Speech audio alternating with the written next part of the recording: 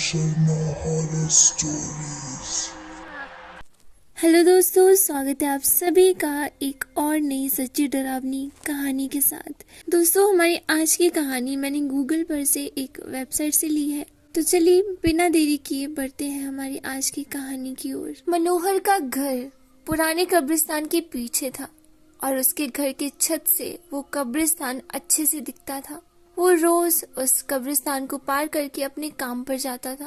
मनोहर के 2 बच्चे भी थे और दोनों बच्चे बड़े ही शैतान थे।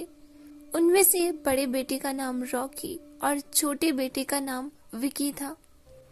एक बार गर्मियों की छुट्टियों में रॉकी और विकी की मासी की लड़की सोनिया भी आई हुई थी। तीनों मिलकर रात के लगभग 12 बजे एक रूम में ट्रूथ एंड डेयर खेल रहे थे। रॉकी सोनिया से पूछता है, तुम ट्रूथ लोगी या फिर डेयर? सोनिया डेयर लेती है और पूछती है, तुम लोग कुछ खतरनाक करने के लिए तो नहीं कहोगे ना? इस पर रॉकी बोलता है, ये हुई ना बात, तो जाओ अब छत पर से घूम करके आओ और छत पर रखे गमले में से फूल तोड़कर लाना होगा ताकि हमें पता चले कि तुम छत पर गई हो या नहीं। इस पर सोनिया बोलती है, छत पर से तो कब्रिस्तान दिखता है, मैं नहीं जाऊंगी। रॉकी और विकी दोनों सोनिया को छत पर जाने के लिए जबरदस्ती बोलते हैं।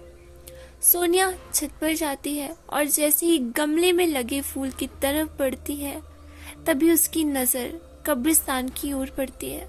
कब्रिस्तान में एक बड़ा सा सूखा पेड़ होता है।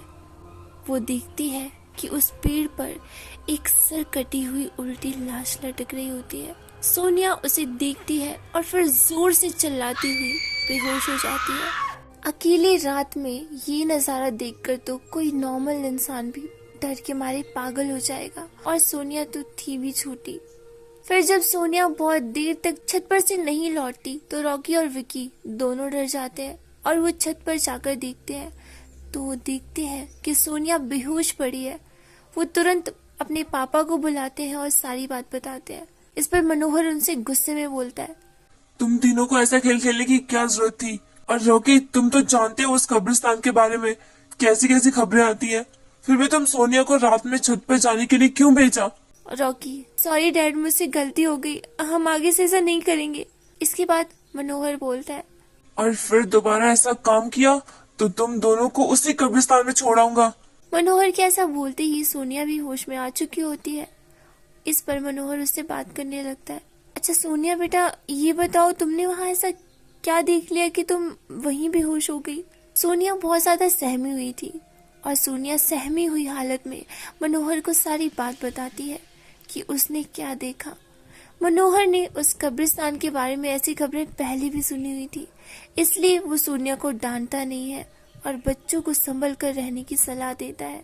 एक दिन मनोहर को काम से छुट्टी मिलने में देर हो जाती है और उस दिन उसे ऑटो भी नहीं मिलता और वो पैदल ही अपने घर की ओर चल पड़ता है। इधर विकी और रॉकी दोनों आपस में बात कर रहे होते हैं। रॉकी, विकी, तुम्हें क्या लगता है सोनिया ने जो कहा वो सच है क्या? मुझे तो लगता है कि वो सिर्फ बातें बना रही है, वो उसका भ्रम होगा, या फिर वो जानबूझ के पापा से डांट खिलवाने के लिए हमें फंसा रही थी। इस पर विकी बोलता है, अरे नहीं भाई, तुमने उसकी हालत नहीं देखी, वो तो उस रात के बाद एक दिन भी यहाँ रुकने के लिए तैयार नहीं हुई। मुझे लगता है कि उसने सच में कुछ देखा होगा। इतने पर रॉकी बोलता है, विकी, क्यों ना हम खुद ही जाकर कब्रिस्तान में देख कर आए? इस पर विकी बोलता है, अरे भाई तुम पागल तो नहीं हो गए ना? मुझे अपनी जान बहुत प्यारी है, मैं नहीं जाऊंगा और तुम भी मत जाओ।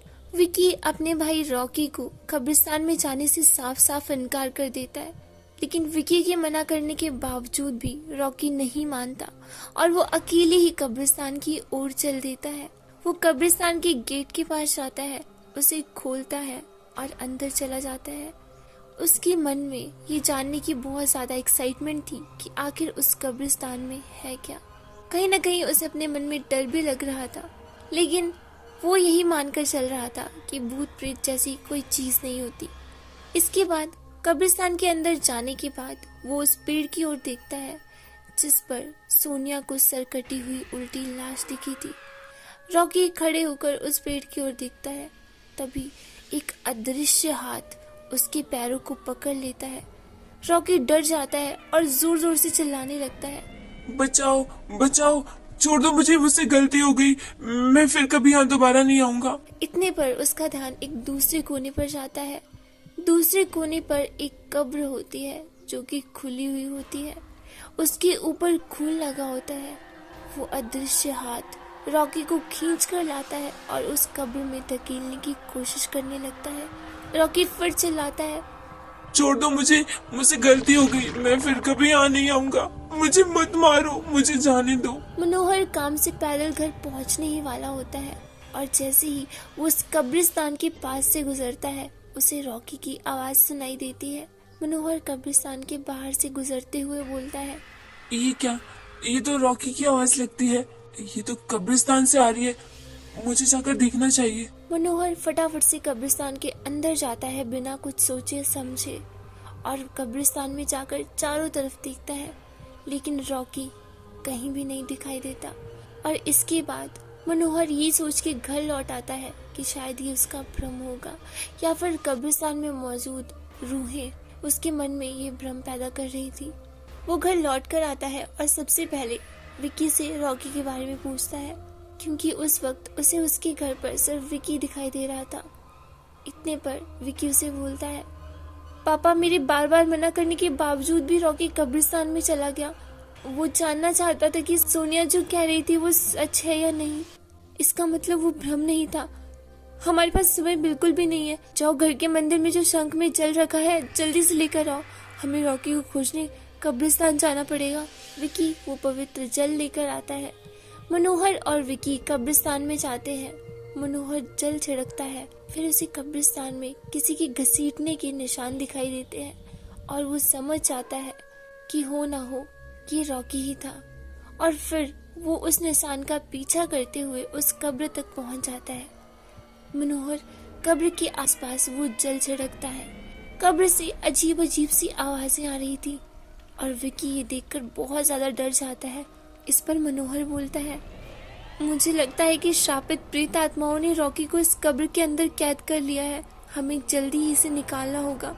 तुम ये पवित्र जल आसपास छिड़कते रहो, इससे हमें वो प्रेत आत्माएं कोई नुकसान नहीं पहुंचा पाएंगी। मैं कब्र खोलने की कोशिश करता हूँ। मनोहर उस कब्र को खोलने की बहुत कोशिश करता है, लेकिन वो कब्र खुल ही नहीं रही थी। लेकिन उसकी लगातार कोशिश करने के बाद अंत में वो कब्र खुल ही जाती है और उसके अंदर रॉकी पसीने और खून से लथपथ बेहोश पड़ा होता है। मनोहर रॉकी को लेकर हॉस्पिटल जाता है और उसकी हालत बहुत ज्यादा गंभीर और नाजुक होती है, लेकिन डॉक्टर्स की इलाज और भगवान की दया से रॉकी की जान बच जाती है। उस दिन के बाद मनोहर उस घर को छोड़कर और उस शहर को छोड़कर दूसरे घर में अपने पूरे परिवार के साथ रहने चला जाता है। दोस्तों, हमें जिंदगी में कभी भी ऐसी चीजों के साथ छेड़खानी नहीं करनी चाहिए जिनके बारे में हमें जानकारी ना हो, क्योंकि लाइफ कभी भी रीटेक का मौका नहीं देती। इसीलिए हमारे बड़े बुजुर्ग हमेशा कहते हैं कि जिन चीजों की जानकारी हमें नहीं होती उन चीजों से फालतू छेड़खानी नहीं करनी चाहिए, क्योंकि इनके परिणाम बहुत ज्यादा घातक हो सकते हैं। रॉकी की ऐसी हरकत की वजह से उसकी जान भी जा सकती थी, लेकिन ये भगवान का शुक्र था कि उसके पापा ने टाइम पर पहुंचकर उसकी जान बचा ली, वरना कुछ बहुत भयानक हो सकता था। ये थी हमारी आज की भूतिया डरावनी कहानी।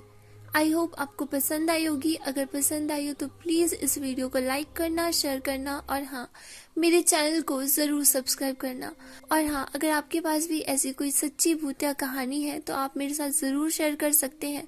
उसके लिए मैंने इंस्टाग्राम का लिंक इस वीडियो के डिस्क्रिप्शन में दे रखा है। आप वहाँ जाकर मुझे DM कर सकते हैं और अपनी स्टोरी आप मुझे ऑडियो फॉर्म या फिर रिटन फॉर्म दोनों में दे सकते हैं। तो मिलते हैं अगली वीडियो में किसी ऐसी ही सच्ची डरावनी भूतिया कहानी के साथ।